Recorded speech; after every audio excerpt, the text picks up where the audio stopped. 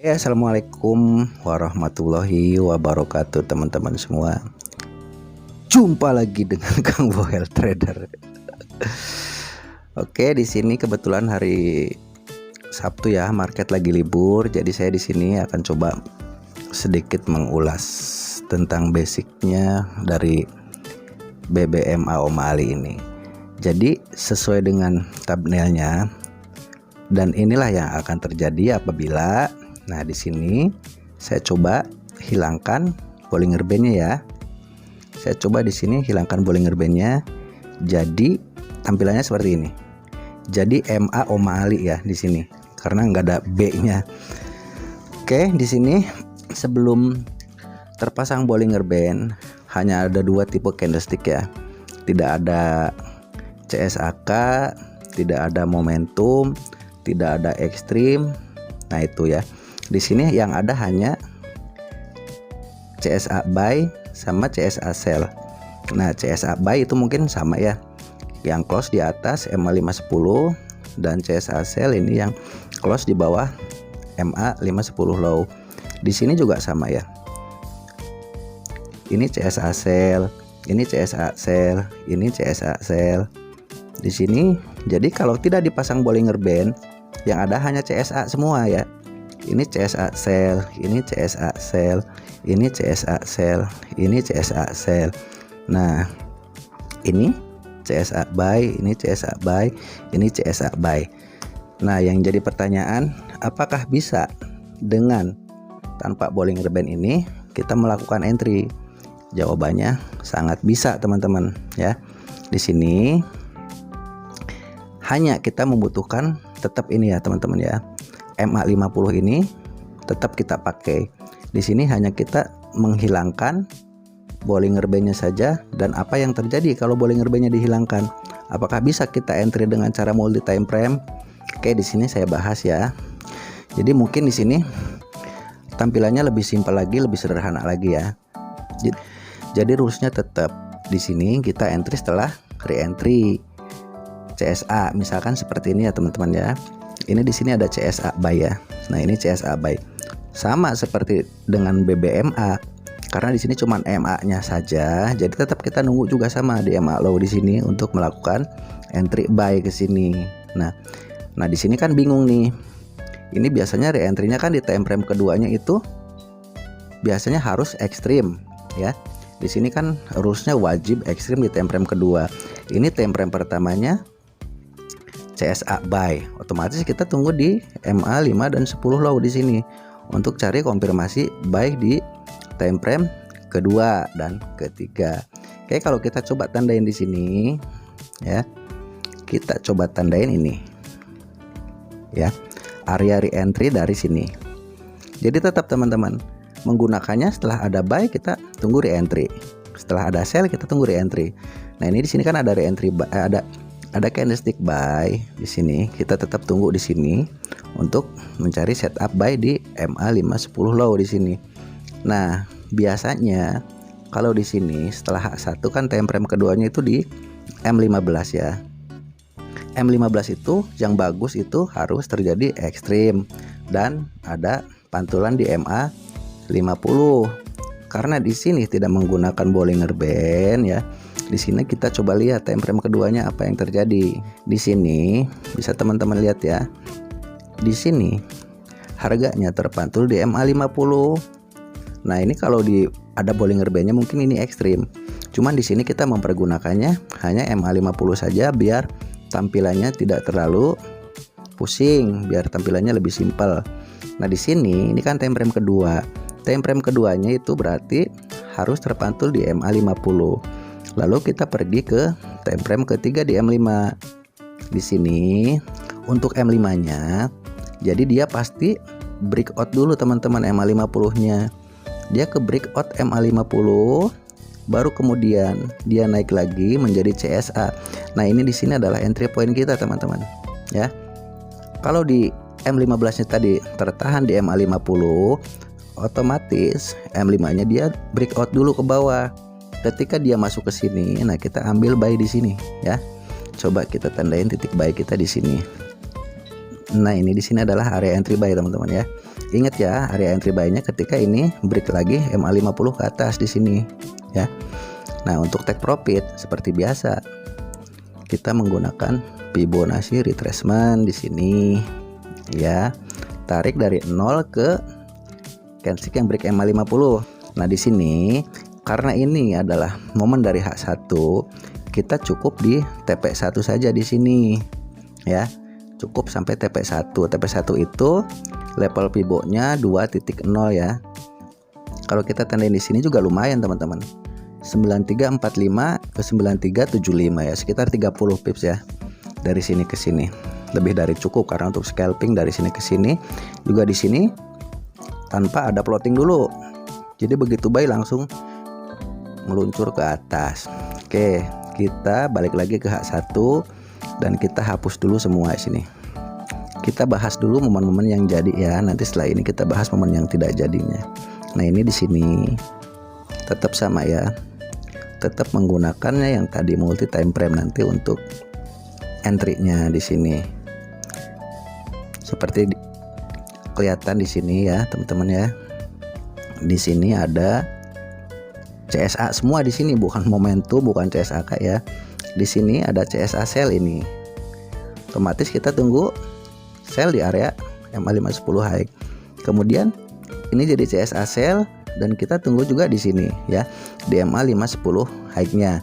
Lalu kita coba turunkan ini di time frame kedua di M15 ya. Apa yang terjadi di M15? Nah, kan sama setupnya dengan yang tadi. Terpantul di MA50, terpantul di MA50. Nah, di sini berarti time frame keduanya valid teman-teman. Ketika time frame keduanya itu terpantul di MA50 ya. Tuh, di sini juga sama. Kemudian untuk entry seperti langkah yang tadi juga. Kita cari setup di M5 di sini. Nah, ini di sini sama persis ya teman-teman ya dengan yang tadi ya. Jadi entry-nya setelah ini. Di sini kan sama tadi ya. Di sini terjadi breakout dulu ke atas. Ini. Jadi ketika M5-nya dia breakout ke MA50 ke atas, nggak masalah teman-teman, biarin aja. Nah, karena di sini dia tertahan di apa? Tertahan di M15-nya di MA50. Sini ya. Nah, lalu entry kita di mana? Entry kita di sini, teman-teman. Tetap ya. Break MA50 di sini. Jadi kita tandain entry kita di sini. Break MA50 ya di sini. Nah, di sini. Jadi setelah dia ke atas, kemudian break MA50 lagi di sini di M5-nya. Kita sell di sini, lalu harga turun tanpa terkena plotting. Coba kalau kita tarik pivot ya. Kita tarik pivot sampai nggak ke TP1 di sini. Oke, sini sampai ke sini. Nah, kan ya. Sampai ya ke TP1 sini ya. Tuh, TP1. Sekitar 34 pip teman-teman ya. Ini reentry H1. Oke, kita lanjut ke momen yang di sampingnya. Kita hapus dulu yang ini. Nah, ini juga kita hapus garis ini. Nah, ini juga sama ya dengan momen yang tadi. Ini breakout dulu ke atas. Nah, ketika di sini ini otomatis di M15-nya harus tertahan di MA50. Kalau M15-nya tertahan di MA50, kita cari setup entry-nya di M5 ketika balik lagi ke sini breakout lagi. Nah, di sini teman-teman, titik entry-nya di sini. Titik entry-nya seperti itu ya. Jadi biarkan aja M5-nya dia breakout dulu, tapi setelah dia masuk lagi di sini kita entry sell. Sub entry juga tuh ya. Jadi kalau kita ini di sini ya. Di sini tuh wajib di time frame keduanya itu terpantul di MA50 teman-teman ya. Coba kita lihat yang tadi ini. Nah, kan ya. Dan kita entry-nya di sini. Entry-nya di bawah. Setelah benar-benar ini reject. Candlestick ini reject. Reject MA50 sini. Dia ke atas, turun reject jadi CSA di sini. Kita sell di sini teman-teman ya. Jadi aman. Aman maksudnya gimana? Setupnya sudah terbentuk ininya. Kita bukan menebak-nebak entry sell di atas pucuk sini. Kalau di sini kita bisa celaka, nanti bisa dia naik ke atas. Tapi kalau di sini setupnya sudah lengkap. Dia terpantul di MA50, kemudian ke bawah jadi CSA sell, dan di M5 dia break lagi MA50 sini. Nah ya, kalau kita tarik pivot ya udah pasti jelas ini kena TP1 di sini. Ini kan namanya scalping H1 MA Om Ali ya, bukan BBMA. Nah di sini pun sampai ke TP2 ya. Coba bisa teman-teman lihat ya di sini ya. Sell TP1, TP2. Tapi kita cukup di TP1 saja di sini. TP1 pun di sini sudah sangat lumayan ya. Dari 00 ke 27 pips. Oke. Lanjut ke H1 lagi. Di sini saya hapus dulu semua.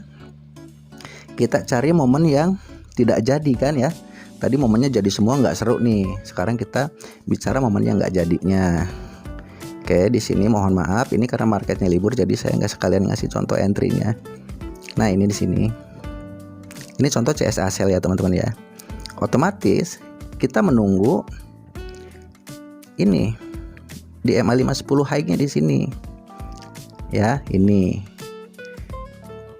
di sini. Nah di sini di time frame kedua di sini, time frame kedua itu harus terpantul di MA50 seperti yang tadi contohnya. Kita lihat ada enggak MA50 di situ. Nah di sini tidak ada ya teman-teman ya. Ada juga dia sudah breakout di sini, breakout MA50 di M15. Maka di sini udah kita nggak usah, berarti bisa ambil buy, nggak usah ya. Kita hanya cari yang terpantul di MA50, berarti di sini kita abaikan ya. Kalaupun kita ambil di sini, misalkan memaksakan kita sell ya bakal naik ke atas seperti ini. Di pair lain deh, AUD-CAD ya. Oke di sini saya kasih contoh lagi H1. Oke di sini ya, H1 yang jadi dulu nih. Oke di sini kita bisa lihat. Kita cari dulu contohnya di sini. Siapa tahu ini jadi nih. Saya nggak tahu lah, ini kan saya nggak di skenario dulu, cuman asal aja kita lihat. Nah ini di sini ada CSA buy ya. Coba di sini, ini di area MA510 ini kan area re-entry ya. Di sini kita lihat di time frame keduanya di M15. Kita rectangle dulu di sini. Coba rectangle ini di sini ya. Nah di sini harus terjadi pantulan di MA50 di time frame M15. Ada enggak di sini pantulan MA50-nya? Nah, di sini breakout teman-teman ya. Breakout ke sini, breakout MA50.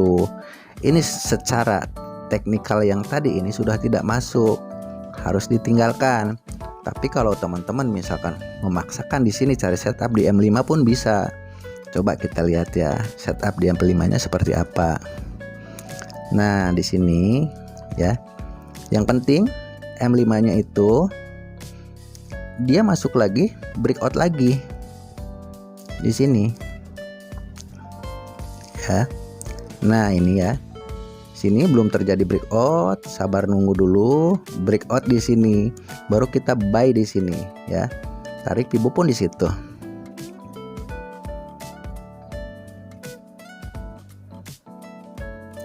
Nah dari sini ke candlestick yang break MA50 sini ya, kita buy di sini dan take profit di sini. Lumayan kok di sini. Dari berapa nih? 49 ke 60. Lumayan. 11 pip ya. Oke. Saya coba di pair yang lain. Apa coba? GBP USD yang range-nya agak besar nih. Kita lihat dulu H1 sama seperti biasa. Nah, oke di sini ya. Ini yang sedang terjadi nih. Ini area re-entry di sini. Kita tandain saja di sini. Kita tandain. Ini kalau menggunakan strateginya seperti ini ya teman-teman, tanpa menggunakan Bollinger Band. Kalau misalkan mau digunakan ya nggak masalah. Ini kan saya hanya ngasih pandangan bahwa ketika seperti ini pun, kalau ada yang misalkan aduh pusing saya kebanyakan garis ya, dicoba dikurangin. Nah caranya seperti ini. Coba kita lihat di M15. Nah, ini di M15 pun sama kasusnya seperti yang tadi ya. Di sini dia breakout dulu MA50, kemudian dia masuk lagi. Nah, di sini coba kita lihat di M5. Nah, udah. Ini udah bisa sell di sini teman-teman nih ya. Udah bisa sell di sini. Lalu kita tarik pivotnya. Ini kebetulan marketnya tutup ya, jadi agak susah ngasih contohnya. Nah, di sini. Jadi nanti seperti ini langkahnya ya teman-teman ya. Kalau misalkan M15-nya seperti ini, dia breakout dulu MA50-nya. Jadi dia breakout dulu, santai aja teman-teman. Breakout dulu ke sini. Nah, ketika dia masuk sini, nah ini kan di M5-nya kan, M15-nya dia juga udah masuk lagi. Kan kita entry di sini. Entry di level 100, otomatis candlestick M15 pun sudah masuk lagi ke MA50, sudah breakout lagi ke bawah di sini. Karena ini terjadinya di M5. Nah, seperti itu. Jadi kita pasang take profit di sini cukup. Sini berarti 57 sampai 71 ya. Berarti 57 14 pip kan. Ya lumayan besar. Harus dipelajari dulu ya. Apapun yang saya kasih harus dipelajari dulu. Jangan hanya lihat langsung dipraktekkan di akun real. Karena butuh latihan dan pembiasaan juga. Oke, itu aja ya. Wassalamualaikum warahmatullahi wabarakatuh.